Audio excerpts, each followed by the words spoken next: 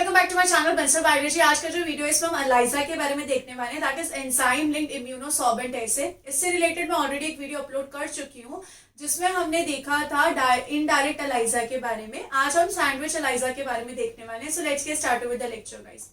अगर हम एलाइजा के बारे में देखें तो एक क्वांटिटेटिव एंड क्वालिटेटिव टेस्ट होता है। क्वांटिटेटिव यानी कि ये पता लगाता है कि अगर आपकी बॉडी में कोई एंटीजन एंटीबॉडी है तो उसकी क्वांटिटी कितनी है, और क्वालिटेटिव मतलब कि आप किसी चीज से अफेक्टेड हो या नहीं हो। समझो अगर आपको HIV है तो है या नहीं है, आपको कॉमन कोल्ड है या नहीं है, तो ये चीज पता लगाता है। सैंडविच एलाइजा के बारे में अगर हम यहाँ पे देखें तो हम यहाँ पर एक लेते हैं माइक्रो टाइटर प्लेट जिसमें बहुत सारे वेल्स बने होते हैं। इन वेल्स को हम एंटीबॉडी से कोट कर देते हैं, एक स्पेसिफिक डिजीज की एंटीबॉडी से हम इनको कोट कर देते हैं। फिर हम इसको वॉश कर देंगे ताकि जितनी भी एक्स्ट्रा एंटीबॉडी है जो बाइंड नहीं हुई है वो निकल जाए। और फिर हम यहाँ पे क्या लेंगे, फिर हम यहाँ पे पेशेंट का सीरम लेंगे। पेशेंट के सीरम से हम क्या लेंगे, एंटीजन लेंगे, अगर उसकी बॉडी में एंटीजन प्रेजेंट है तो।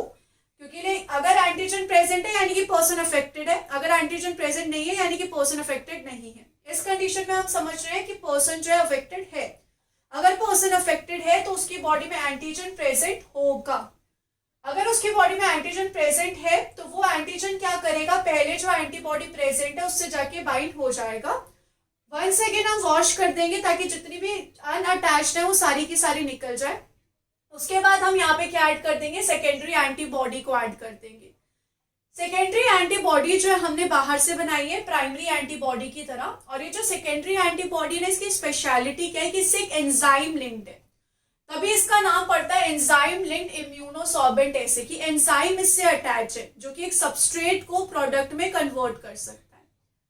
तो अगर यहाँ पर आके एंटीजन बाइंड हुई तो सेकेंडरी एंटीबॉडीज पहले एंटीजन से आके बाइंड हो जाएगी, लेकिन यहाँ पर जो एंटीबॉडी है वो उसके डिफरेंट एपिटोप पे बाइंड होगी। अब एपिटोप का मतलब क्या होता है, समझो मेरे पास यहाँ पर एक एंटीजन है तो एंटीजन के पास बहुत सारे एपिटोप्स प्रेजेंट होते हैं जिससे आके एंटीबॉडी बाइंड होती है। तो ऑलरेडी एक एपिटोप पे तो प्राइमरी एंटीबॉडी बाउंड है, तो अब जो सेकेंडरी एंटीबॉडी आएगी वो किसी और एपिटोप पे आके बाइंड होगी, तो वो डिफरेंट एपिटोप पे आके बाइंड हो जाएगी। वंस अगेन हम वॉश करेंगे ताकि जितनी भी अनयूज्ड है वो सारी निकल जाए। और फिर हम यहाँ पे सबस्ट्रेट डालेंगे। सबस्ट्रेट जो होगा ऐसा सबस्ट्रेट होगा जिसको अगर एंजाइम ने प्रोडक्ट में चेंज किया तो वो कलर्ड प्रोडक्ट बनाएगा। सबस्ट्रेट तो कलर्ड नहीं है लेकिन प्रोडक्ट अगर हमें मिलेगा तो वो कैसा मिलेगा, कलर्ड मिलेगा। तो इस तरीके से हमें यहाँ पे प्रोडक्ट मिल जाएगा कलर्ड। और इस कलर्ड प्रोडक्ट को हम टेस्ट कर सकते हैं, मेजर कर सकते हैं कलर को बाय स्पेक्ट्रोफोटोमेट्रिक प्लेट रीडर, जिससे हमें पता चल जाएगा कि यहाँ पे कलर आ रहा है क्या। अगर यहाँ पे कलर आ रहा है यानी कि इसका मतलब क्या है, जो पर्सन है ये अफेक्टेड है, जो भी हम डिजीज की बात करें उससे अफेक्टेड है।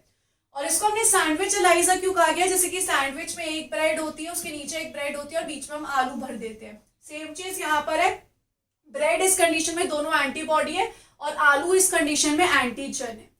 तो इस चीज को यहाँ पर क्या बोला जाता है, सैंडविच एलाइजा बोला जाता है। आई होप गाइस आपको अच्छे समझ में आ गया होगा सैंडविच एलाइजा क्या है। Thank you so much for watching this video. Do not forget to subscribe my channel and share this video with all your friends. Thank you so much guys, bye bye.